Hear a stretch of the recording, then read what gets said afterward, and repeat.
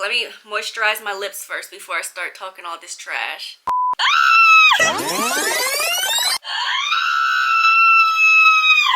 Jared is the worst MMC I've ever read about. If they're watching this, don't. He likes them sheets hot. Warm, cold sheets? Oh, he's gone when them sheets get cold. That's how you know she's smart. Cause she's book smart, not street smart. I'm about to start ranting. Books are so expensive now, it's disgusting. I'ma say it. I don't know if anyone else has said it. He's a sex addict. This girl is staring all up in my mouth. Obviously, we know what they in there for. They about to get it on. I now remember why I stopped reading Blockshot. Give her coochie a break. It felt screwy, like they screw. Bust that open and I tell her bring it back.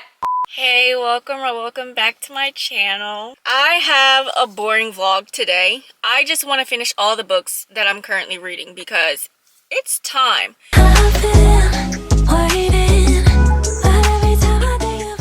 I don't care if I don't finish a book before the month is over, but I'll be darned if I don't finish a book before the year is over. I have too many that I need to finish. I'm gonna look at my Goodreads. I just don't remember if all my books I even marked that I was reading it, because I honestly don't care anymore. I think it's 5 books, technically probably 6 because I'm reading one right now, but it's one that I just started. It's not one that I started and then just stopped reading. Blockshot by Kennedy Ryan. Twin Flames I stopped reading. I need to delete that. Remove. I just returned it. I just didn't read it. Okay, what am I in the middle of? Honey and Spice, Yours for Now. I'm currently reading The Wife Before by Shanora Williams. I think it's kind of like Verity maybe. The other book that I'm in the middle of, which I'll be reading today, is The Sticky Note Manifesto. I am 159 pages in. I honestly don't remember anything about this book. Oh, yeah, I do remember. It was okay. It's been taking me so long to read it. I don't know if I'm gonna film in the library because I'm hungry. My stomach is growling and I don't want to sit where I normally sit because I'm scared it's gonna be too loud. But I also need to charge my camera.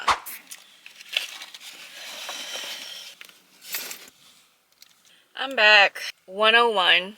I think I got here 11 something. I didn't start reading until 12:30. I'm now on chapter 19, page 212. So I read a little over 50 pages, right? Because I said I was on 150 something. I'm past the halfway mark, I can tell you that. I just have this much left. I definitely remember some parts of this. I'm gonna still read the side. Oh, yeah. So we have a girl named Aisha. I don't know if that's how she pronounces it or Aisha. I think I've been saying Aisha in my head. She is Indian American. She has this essay prompt to get into like Stanford, I guess. She's supposed to detail a moment where she got out of her comfort zone or whatever. She's one of those students that just does school. She's having kind of trouble with this. She gets asked out by her longtime crush named Brian. Now, Brian is someone that she knew in middle school. He moved away. She still likes him. They're going to the same school now. And he actually asks her out to their spring formal or fall formal. He stands her up. He had just broken up with his girlfriend at the time. So in my head, I'm already not rooting for them. I can already tell you that now. We find out why. I don't care. I don't care. I don't like you anyway. But because I feel like if somebody likes you, they're gonna let you know. They're going to let you know. If they've been knowing you for 10 years and they haven't said nothing, y'all don't even hang out, like, come on now. That's something I needed to hear. You know, like, if someone likes you, they like you. They're gonna let you know. Even if they're Is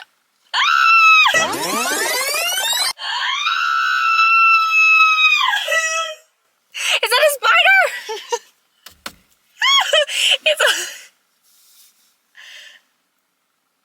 Anyway, she's waiting outside of the dance because she was already there. They were just gonna meet there. Someone was waiting on a car. He was late, so she leaves, but the guy still comes. His name is Quentin. Now, I think Quentin is... Oh, he's Filipino. He's her age, but he goes to a different school. He drives her home, all that. They kind of hang out. Mind you, he's a stranger. Girl, that's how you know she's smart. Because she's book smart, not street smart. Girl, stranger danger. Anyway. They start talking and she finds out that he's failing math. She needs help with her essay prompt. They exchange details and she's going to help him study for math. And he's going to help her do these sticky note manifestations, right? She has a bunch of sticky notes. What is she doing? She has a bunch of sticky notes, and that's actually what's pretty cool about the chapter headers. Every chapter, it's telling you what one of the sticky notes is. Start a sticky note manifesto. Invite Quentin over. Go ice skating. Go to a typical high school party was one of them. Try alcohol. Dance with someone. Kiss someone at midnight on New Year's. I just reread the synopsis, and literally the last little paragraph, I swear to you, it's telling you the entire book. Because how am I over halfway and we still haven't really hit all of that? I feel like that's way too detailed. It's good. Here's the thing. I love YA. I'm 25 years old. And me, you know, I'm 56 years old. Damn! I'm sorry. It's a risk that I be taking sometimes because YA in general, new adult is technically not an age demographic like in the book world. It's middle grade, YA, and adult. There's no in-between, which I think is wrong. I think there should be an in-between. And it's kind of like, you know, an unspoken thing. Like an unwritten rule that new adult is a thing. YA is just such a huge demographic. For me, YA is like anywhere from 11, 12 to about 17, 18 or 16, 17. I mean, already just 12 for sure for me is YA and 17. So just 12 and 17, that's a huge difference, right? When I was 12, I was in 7th grade. When I was 17, I was a senior in high school. That's a huge difference when it comes to YA books. It's just a chance that I'm taking because the book could either be on the younger end of the YA spectrum, so it could be geared more towards 12, 13, 14. And then it could be on the upper end where I feel like something is crawling on me, where he's a little older, 16, 17, 18, probably should be new adult. This one, I feel like it's more 14, 15 to me. Not like super young, like 11, 12, 13, but this is giving me 14, 15. I hate judging YA books too harshly because, again, I can read whatever I want, but I know I'm not the main demographic for that. Very dialogue heavy, and I love, you know, dialogue. I like to hear them speaking themselves.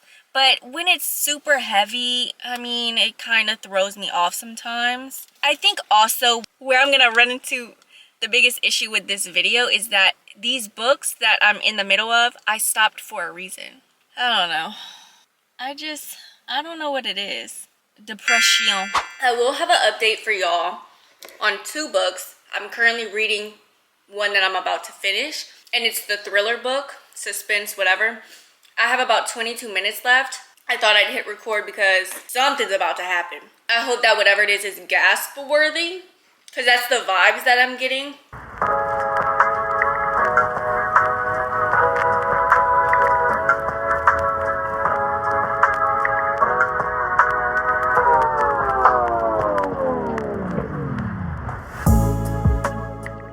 I have some thoughts. I'm on chapter 71, assuming I'll check. This should be the last chapter. I noticed this one's 10 minutes. Yeah, this is the last chapter, so I don't know. I feel like let's just see how it goes.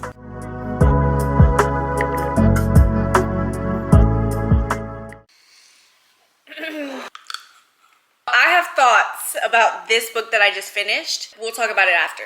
The first book that I ended up finishing was The Sticky Note Manifesto of Ayesha Agarwal. I stopped on page 228 and I ended up listening to the audiobook at work, so I finished the rest of it today. Surprisingly, I'm going to give this a 4-star. And what I mean by that is typically when I take long breaks with books, There's absolutely no chance of it being a 5-star because I stopped reading it for some reason. Most likely it's going to be a little under a 4, but it's not. I would give this a solid 4. I really enjoyed it. I think what I needed, honestly, was to listen to the audiobook and put the physical book down. It did feel a little long. Like, I feel like we got through so much in this book, and it's not even that long. It's 349 pages, okay. It did feel that long, even though that's not technically long. That's like average. The other book, I ended up finishing The Wife Before. Also, I ended up ordering another Kindle. I have the 10th generation Kindle Paperwhite. I ended up getting the Kindle Basic this time. I really needed a new Kindle. This one is just very slow. And I was so worried about the 6-week versus 12-week battery life, not even realizing that the current generation Kindle Paperwhite that I have is a 6-week battery life. I've never had a 12-week. I think they started doing 12 weeks with the Kindle that came out last year, the 11th generation. Honestly, there's probably going to be no difference between my new Kindle and this one. It's the same screen display. It's a 6-inch, which I'm also glad I didn't get the Kindle Paperwhite from this year. Is it raining? It is. Because that's a 7-inch. And I already think this one's a little too big. So I'm glad I didn't get that. It should be coming in Friday. Hopefully it comes in before. Friday is Black Friday. I could have gotten it in person at Target because I'm just getting the black one. I really don't care about the color. I bring that up to say, I think I didn't necessarily need a new Kindle. I just needed to take the case off of mine because now it feels brand new. I finished The Wife Before. This is about a woman named, I remember everyone else's name. Melanie, Miley, forgot his name. Okay, Roland, yeah, Melanie, I said that. Samira, duh. So we have an FMC named Samira. When we're introduced to her at the beginning of the book, she's mooching, okay? She gets monetary support from her brother, Kel. He has a fiance, also a baby on the way. Low-key, Samira said it herself, his fiance kind of told him, like, that's enough. Now that you have a kid on the way, you can't be supporting her like that. She doesn't know what she's gonna do. She kind of gets kicked out of her apartment with her best friend, with her roommate, because she's now gonna be inviting her boyfriend to live with her. But everything works out because she meets a man named Roland when she's working one night. They hit it off really quick. That's about like the first 20%. He ends up moving her to Colorado where his home is. And he is a pro golfer. That's what he's famous for. Like a Tiger Woods type pro golfer. He was actually married before, the wife before. She was, and he was accused of it. Now, Samira had no idea. She kind of looked him up, but she wasn't worried like, what if he did it? To her, in her head, he wasn't convicted of anything, so he didn't do anything. Her brother, on the other hand, he works in PR, so this is a lot of information that he knows, and he just does not want her to be with him, yada, yada, yada. They end up getting married, and they're staying in Colorado. This is where I'm assuming it's kind of like Verity by Coho, Colleen Hoover. I've never read it. I looked up videos, but I'm not reading her, so I'm just assuming that this is where the similarities kind of start and end. Samira ends up finding multiple journals of Melanie's, and Melanie is the ex-wife who was by, well, not by, but the ex-wife of Roland. And it's detailing, you know, her life, things that she just wrote down, and we're getting lots of, you know, first-hand details from her. Samira's just going on this journey to kind of try and figure out what happened. I will say it was tough getting through the first like 40%, 35 to 40%, just because it felt very, I don't know, this is not a word, but it felt very summarizing. Lots of things were just summarized. This book is really not that long. It's like 300 something pages. However, there's like 71 chapters. I love short chapters, but because the chapters were so short, like 1 to 5 minutes long, some of them were like 10, but majority of the chapters were 1 minute to 5 minutes long. It just came out so choppy. Sometimes we would end the chapter and start back where we just left off, but like there was no need to cut it right there and make it another chapter. I don't know what she was thinking. I think it worked against it for me. And yeah, so a lot of things with like Roland and Samara, it was just very summarized. Like the relationship went quick, the marriage went quick. I don't think there was an engagement. The journals, I don't know. I had to get used to the journals because we were spending a good portion back in the past. I did think that this was suspenseful. I don't know if I would call this like a thriller or anything. I would probably say this is like a solid suspense novel because I was feeling it. The problem is, I don't know how much of me reading the last 22 minutes of this I'm gonna use because there was no shocking moment for me. I think it's because we found out a little too early. That's all I'm gonna say. Just expecting something else, like just something more shocking. I didn't guess what happened. Leading up to it, I think she did a good job of giving us different opportunities to guess different things. But I think ultimately in the end, I don't know, I wasn't happy with the who done it and the why, and I really want to give this a 4. And then once I got to the end, I kind of wanted to give it a 3. I think I'm going to end up giving it a 3.5. I'm going to put up what I actually did give it. Next, I have 2 books that I want to read that have nothing to do with this video. Technically, it could because it's a book that I would need to finish if I start it. But I'm not going to put it in here. As far as the books in this video, oh, guess what? I was paying premium Spotify this whole time, like the whole year, and I didn't even know it. And I noticed that my subscription price was high, but they had sent me an email saying it was going up regardless. And I think they switched my thing to premium, and I just didn't know. I switched it back, but I have until like December something. I could have been listening to audiobooks on Spotify this entire time. That's actually where I finally listened to this. Okay, I still have 3 options. Lockshot, Yours for Now, and Honey and Spice. I think I'm gonna go for Yours for Now. I have decided to go ahead and finish listening to Honey and Spice on Spotify. Again, I'm trying to use as much as I can. I'm probably 20% of the way through. Maybe not even 20%.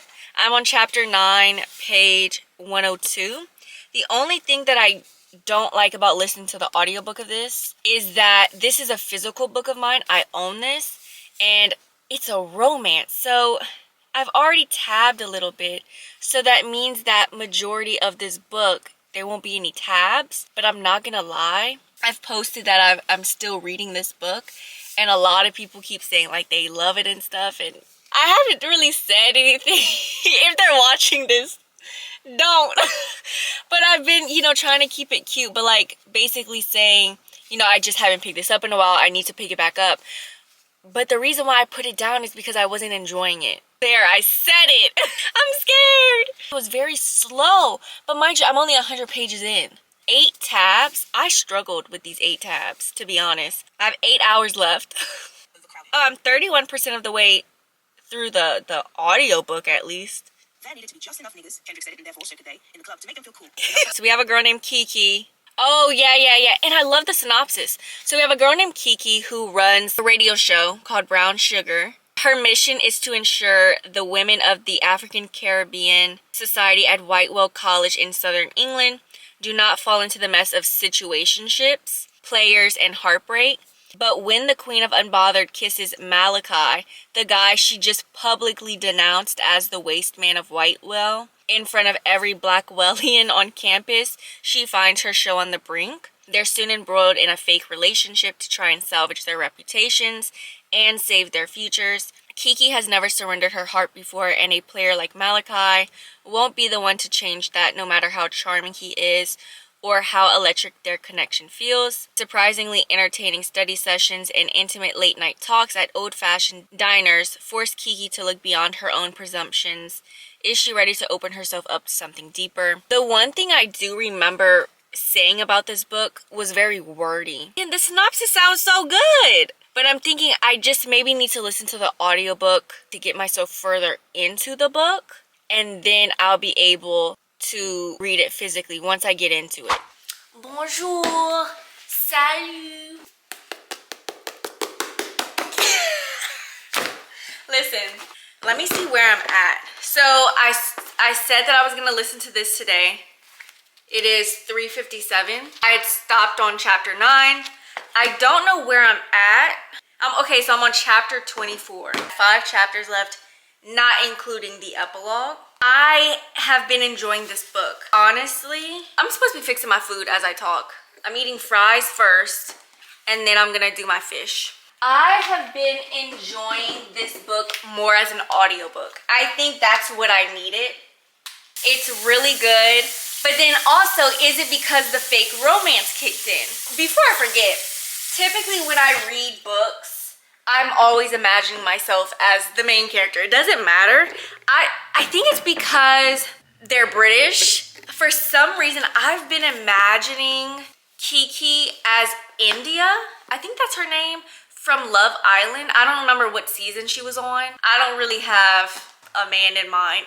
It's just kind of a silhouette in my head. In books, you know, you have like books with multimedia, or what is it? Multimedia? So books that it's not just words on a page. Sometimes if it's maybe like a detective book, they might have files and pictures and text messages and stuff. The audiobook is kind of like that. Whenever they're interviewing people, something happens to the microphone and it's kind of like a little echo, and you can hear people like in the background. It's not too noisy, but you can hear people in the background, and it just sounds real, like it's a real interview. The book is definitely playing out like a movie in my head as I'm listening to it. I like the, what is this, O'Reilly's? Checkers and Rallies, because you don't need to season them. I'm gonna continue reading this. I might finish it today, because again, I don't really listen to audiobooks at home.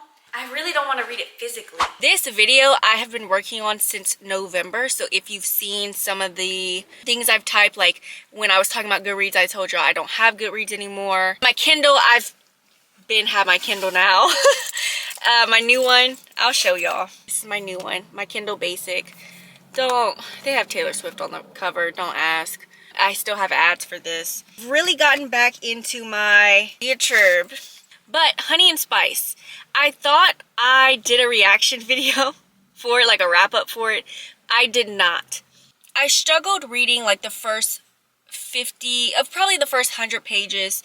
I really struggled reading it. I wasn't into it. It was very wordy. It took a lot to get into it. Once I started listening to the audiobook, I started loving it so much more. That's probably all I can say about it. And I feel like I had so much to say. And now I gave it a 4-star. I'm at the library, so I'm gonna probably go read in there. Well, not probably, I am. I'm gonna go read in there. I still have Blockshot, and I still have Yours for Now. In there, I'm probably gonna pick up Yours for Now, even though I think I'm only like 30% into it. Blockshot as well, I'm not that far into it either. I did spend my Christmas Eve money, which was Barnes & Noble, and I'm going to show you guys what I got. Books are so expensive now. It's disgusting. I have no problems getting a book $10 to $12 in a paperback in the YA section. And then I went to the romance section, like just adult romance. It's starting at least $15.99. And I was like, oh my gosh. I ended up getting only 2 young adult books, which very proud of myself. By the way, this was my first time book shopping where I only went by what was on the back of the book. And what I mean by that is all of these books I knew about. I know about all these books. These are all on my list. It's just whether or not I wanted to buy them or just get them from the library. Normally, I always scan the back and check it on Goodreads to see the rating. I have no Goodreads anymore. So I was really just going by the books, if I've heard about the books, and whether or not the synopsis really like resonates with me, like am I gonna really read this. I got Ride or Die. This says it's all fun and games until you meet your match. I do remember the rating of this one on Goodreads. It was like a 3.5, 3.50 something. X Marks the Spot by Gloria Chow. A swoony rivals to lovers romance. Family secrets that can't stay buried.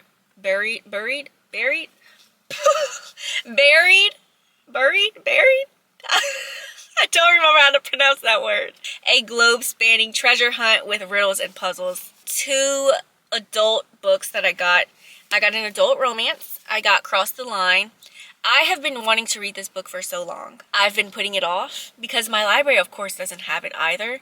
The thing I'm most nervous about is that this is going to be cheesy. I know it's most likely going to be spicy, and I do not like spicy cartoon covered books or animated covered books where you can clearly see the characters.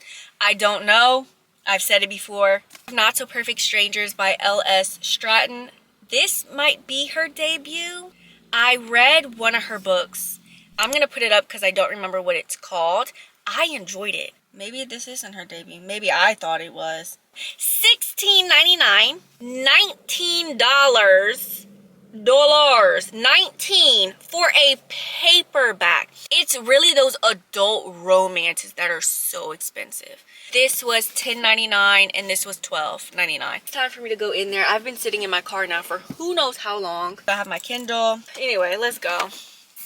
It's like I never left. I got some reading done. I did start back reading Yours for Now. As I'm reading any book, I start thinking about what I want to give it. It started out good. I remember, because again, mind you, I started this who knows when. I just got out of it and I'm trying to get myself back into it. So when I picked back up where I left off, I took a picture. Chapter 14, 39%. Seriously, girl, I think she's going to her car. I read to 73%, chapter 24. Hold on, y'all. Hold on. I'm scared. I can't. I don't know how to do it. I look like a weirdo. I look like a freak.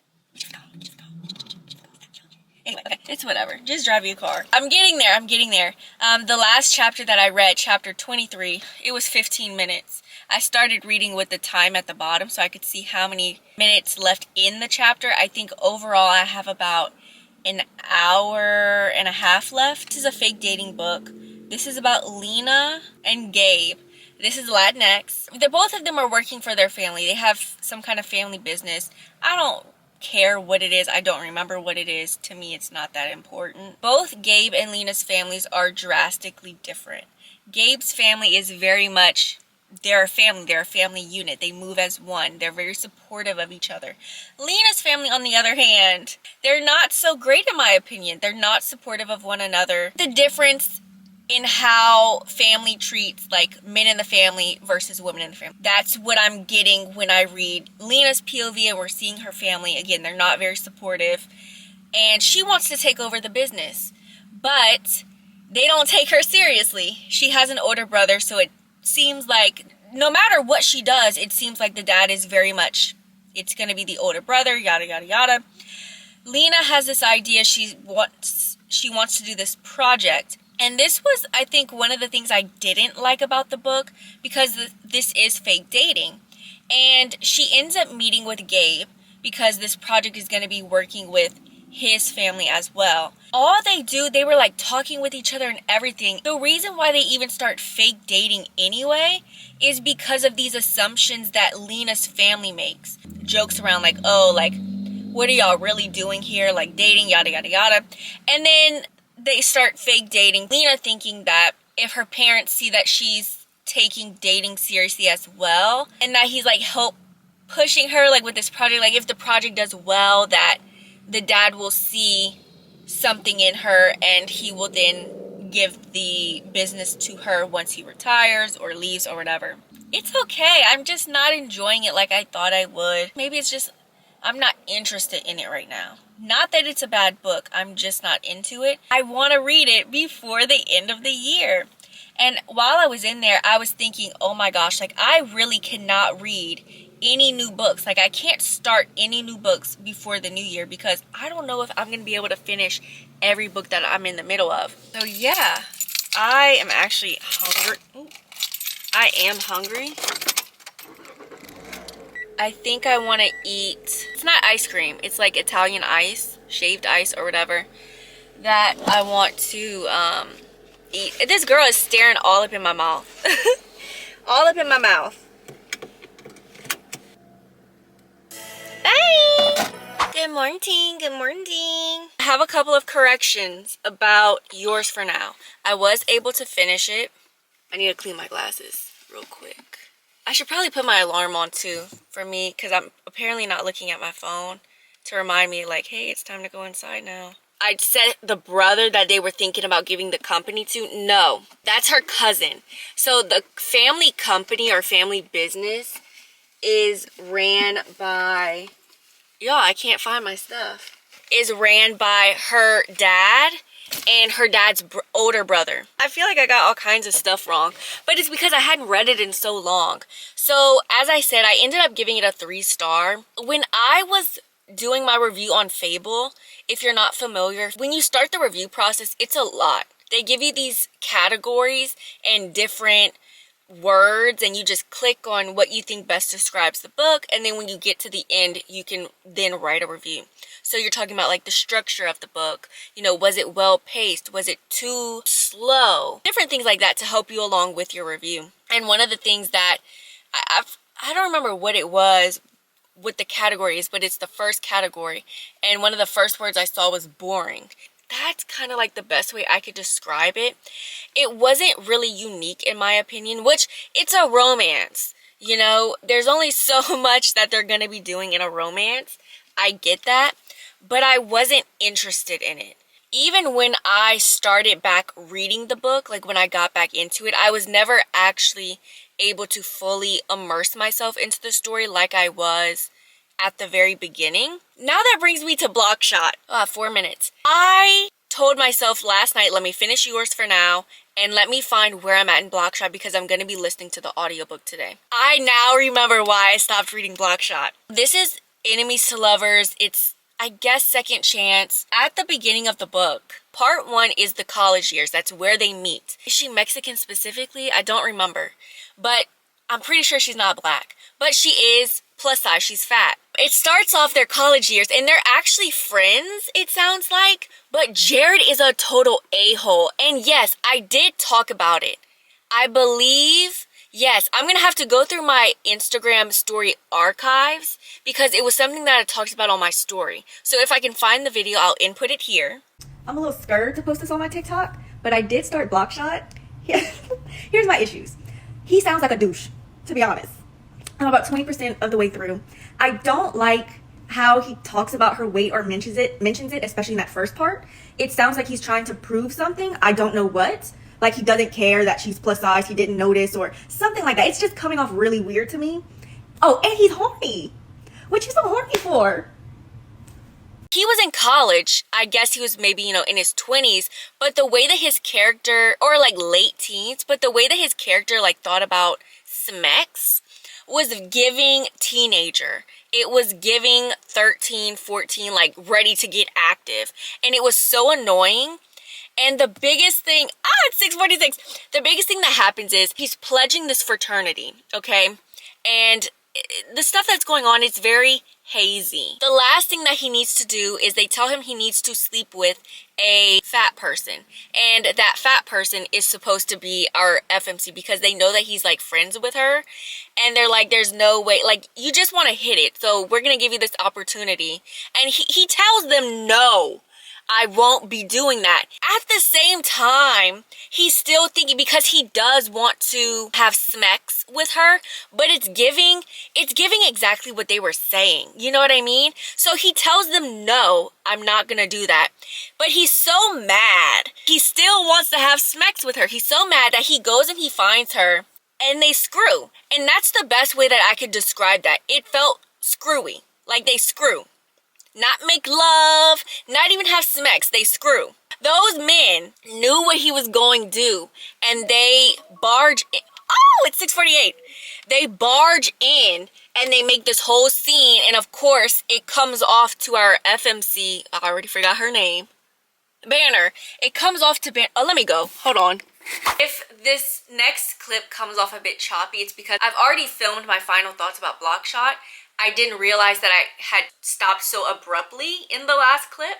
The reason being, I saw a coworker of mine driving up. It was already time for me to get out the car. I hate walking into the building with other people, so I hauled butt. Just to kind of clean up a little bit, what I was saying was, after those men barge in, they make it sound as if he did go through with it, which he kind of did because he went and did the tango with her, whatever you call it. To Banner, it comes off as, well, did you just have Smex with me because you want to pledge that fraternity, you can't say no because even though you told them no, you still did it.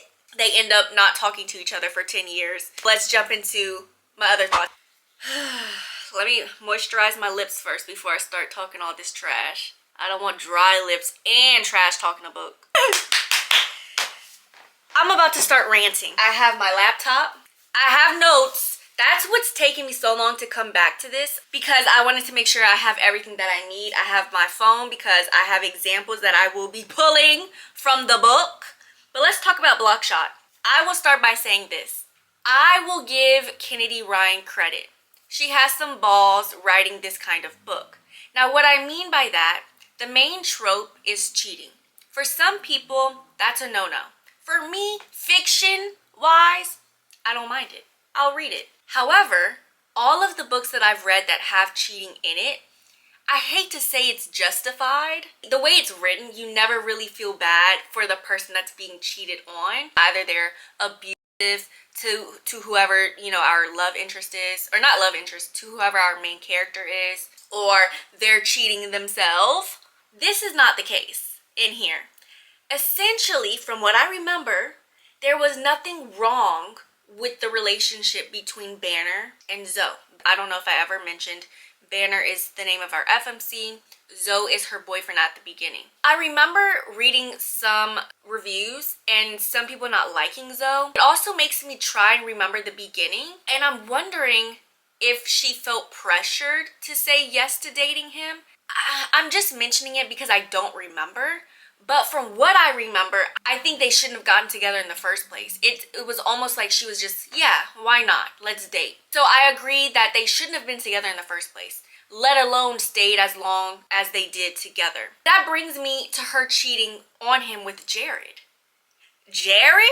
You decide to cheat on Zoe with Jared, and it was so bad. I was listening to it. I was disgusted.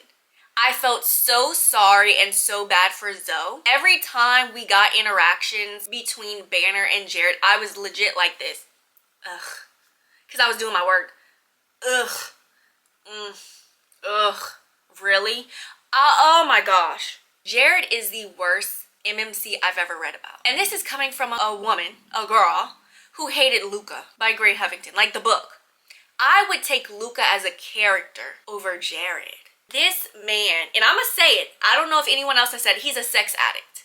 He's an a-hole and a sex addict. Banner and Jared have no chemistry besides sexual. And even the sexual chemistry between them, like the sex scenes that we got, was just that. It was sex. They were screwing, just how I said at the beginning. But this book was set up to fail for my rating because in the prologue, I'm not gonna go too much into it because I did include the video that my ears are ringing, because I did include the video that I posted on my Instagram stories talking about that prologue, and it just left a bad taste in my mouth with Jared. That happened in the prologue. There was no coming back from that, in my opinion. Every interaction that we got with them was sex. And that brings me to some of my quotes that I highlighted. This sums up Jared so perfectly. I don't do this. I don't sit around thinking about women. I don't let them disrupt my rhythm. They are generally the solution to a problem, which is that I like to F. And when I don't F, I get agitated and lose focus, which ultimately costs me money. This is a problem since the only girl I want to sleep with won't return my calls. The woman that he's talking about that he wants to sleep is Banner. They were best friends in college. They slept with each other once in that prologue, and it gets interrupted and the moment is ruined with those fraternity peeps barging in. From that moment to them interacting for the first time and being in the same vicinity in this book, it's been a decade. It's been 10 years. They have been both thinking about that one moment that they shared with each other 10 years ago. 10 years makes it sound not bad. Call it what it is. It's a decade ago. This man, he's in his 30s. You would swear he was 11 or 12. I'm getting myself worked up just thinking about this. Going back to many of the smexy scenes that we get, reading it and listening to it, nothing was sexy about those scenes. It reminded me of how actors speak about the intimate scenes that they do and how it comes off intimate post-editing, you know, when we're seeing it on our screens. but the moment of them filming it, there's nothing intimate about it. It's choreographed. Okay, put your right leg over his left, da da da da da. And that's exactly how I felt reading the Smek scenes. Very dry. No intimacy at all, because that also brings me to the next point. They knew nothing about each other. How are you best friends in college and didn't know anything about each other? About the 50% mark, after they've been canoodling and cheating this entire time, we've gotten so many sex scenes. I'm thinking as I'm listening to it, I'm like, you know what? I know what it is. They have no chemistry besides sexual. They don't know anything about each other. I swear to you, the next page that I read, Jared is sitting there. I highlighted that too. It's when I have to ask these kinds of questions that I realize how much Banner and I don't know about each other. So these questions that he ends up asking her, the basics. What's your favorite food? What's your all-time favorite movie? She didn't know that his mom had died when he was 10. What made y'all best friends in college? I understand a lot can happen in 10 years. When you're catching up with someone, you're doing just that. You're catching up with them. To me, you would ask, oh, do you still like pizza? Is purple still your favorite color? Is the Titanic still your favorite movie? That's not what was being asked. He was asking, what is your favorite movie? What is your favorite food? Mind you, they were best friends in college. That's a couple of chapters in the first part. Majority of the book takes place in the second part, you know. They had already had, did they have sex by then? I don't know if they had had Smex by then, but they were definitely doing lots of other things. Most of the interactions that we get between them are all intimate scenes. You're just now asking that, and then I was thinking in my head, okay, it's progress. He realizes they don't know anything about each other. I started feeling a little better because he then goes to say, so now that I know everything from your favorite color to your favorite movie, I say, I think it's time to dig deeper. I'm thinking in my head, okay, Jared, that is some progress. He's about to ask her, you know, what are her ambitions? Where does she see herself in 10 years? Where does she see them in 10 years? Hell, is she planning on breaking up with Zoe? I kid you not. His follow-up question after saying that, and I'm gonna read it. I know what it is by heart because I was in disbelief. Strangest place you ever had Smex. I'm gonna let y'all sit with that. That is the question that he ends up asking. Somehow, when we finally get scenes where they're not intimate, it doesn't take long for it to turn intimate. I don't know,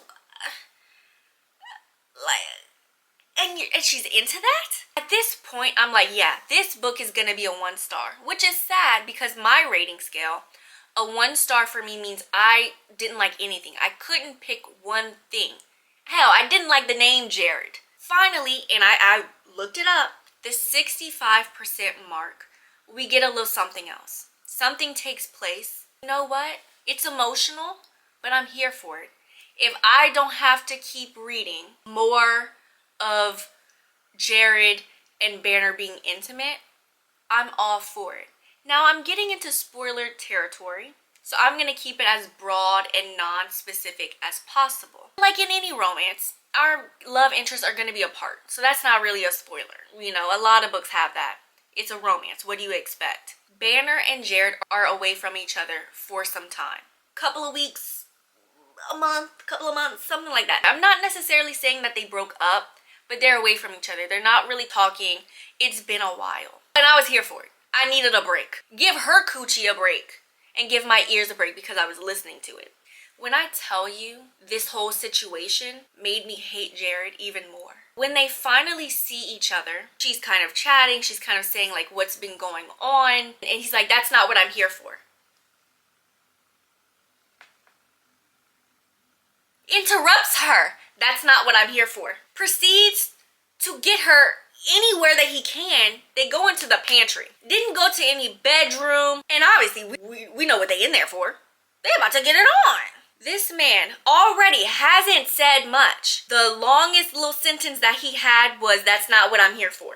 The next sentence that he says that's actually a sentence is, I miss your coochie.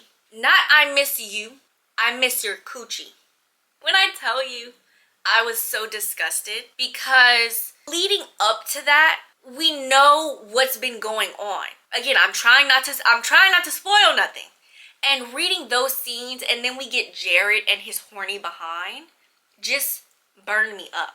I thought in my head, you know what, they're not gonna last. But they will. And you know why?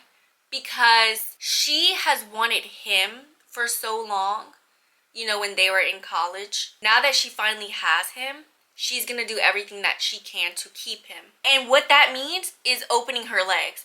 That's all it takes to keep Jared. Legs wide open. That's bust it wide open. How that man say, bust it open and I tell her bring it back. That's all it takes is to bust it wide open. I wouldn't be surprised if she were to say, you know, not now, not today, like a few times too much. Oh, he's going to find someone else to warm them sheets. He likes them sheets hot. Warm, cold sheets? Oh, he's gone when them sheets get cold. I just don't see that happening because she seems to want to please him as much as she can. This clip is 19 minutes. I could go on and on about this book. I already knew going into this book that I most likely wasn't gonna like it. I just did not think that I would hate it as much as I did. Luca needs to push over because now I have Blockshot. I'm just curious, when people say that they dislike this book, do they mean, and if y'all are watching, do y'all mean like just in the trilogy compared to the first book and the third book? I have not read the third book yet. Do y'all just like, did y'all still give it like a 4-star, but compared to the first and the third, it just, y'all didn't like it as much? Or do you mean you dislike it like I do? This is a 2-star. Oh, that brings me to my rating. I'm giving it a 2-star. But when that 65% hit and we started getting that emotional plot that was going on, I liked it. It gave me something else to look forward to as I was reading. A 2-star for me means I could pick something that I liked. That was significant enough that I can give it a whole rating, like a whole number. But if I could personally go into the internet, in the online world, and delete that, I would. That is staining her catalog. Blockshot is in another video. I have a video where I'm reading the entire trilogy. I was able to finish some more books. I have now dropped down to 2 books. Today is December 30th.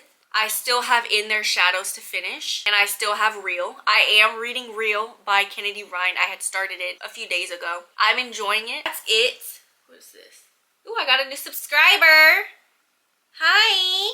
Most of y'all did not make it to the end of this video. If you did, leave the fireworks emoji because this is gonna be my last video of 2024, and I'm very excited to get into my videos for 2025. I will see you when I see you. Bye.